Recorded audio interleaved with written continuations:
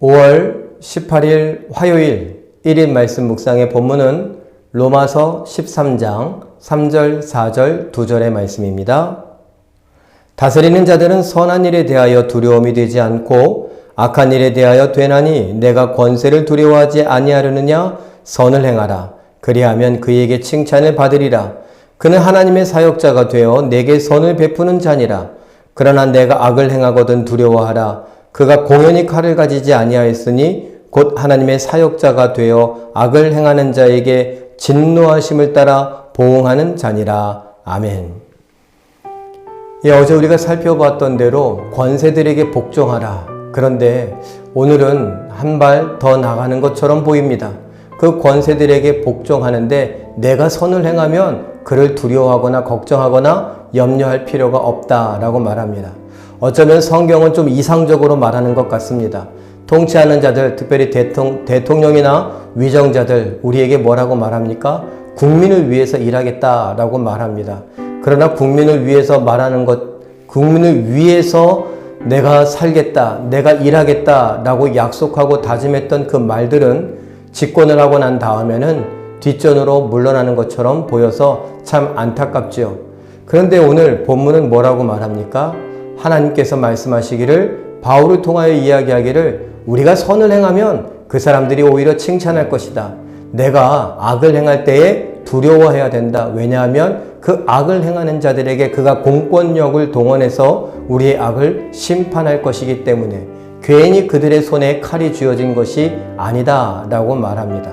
그러면 선은 권장하고 악은 심판하기 위하여 다스리는 자들, 권세자들을 세웠다라고 말씀하시죠. 참 이상적인 말입니다만 그 이상적인 말이 우리의 현실 속에서는 좀 빗나가는 것처럼 보입니다. 그러면 어떻게 해야 될까요?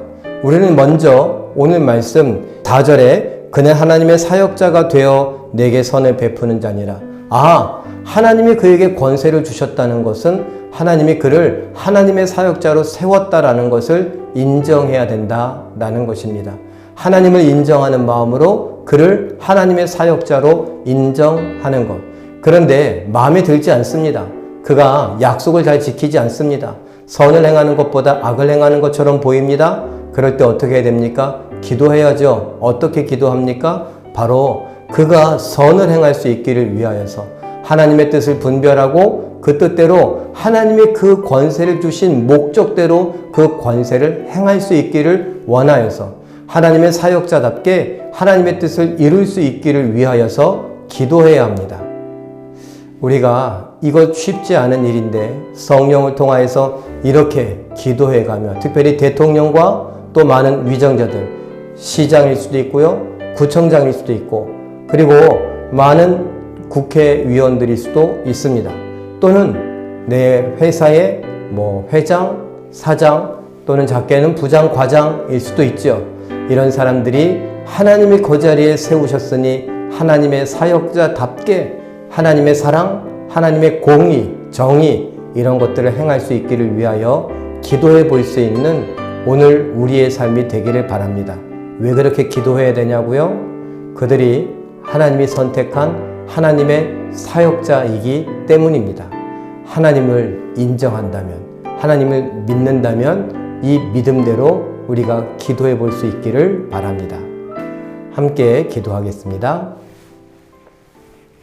사랑의 하나님, 하나님께서 대한민국을 보고 계시고 우리의 삶을 보고 계십니다.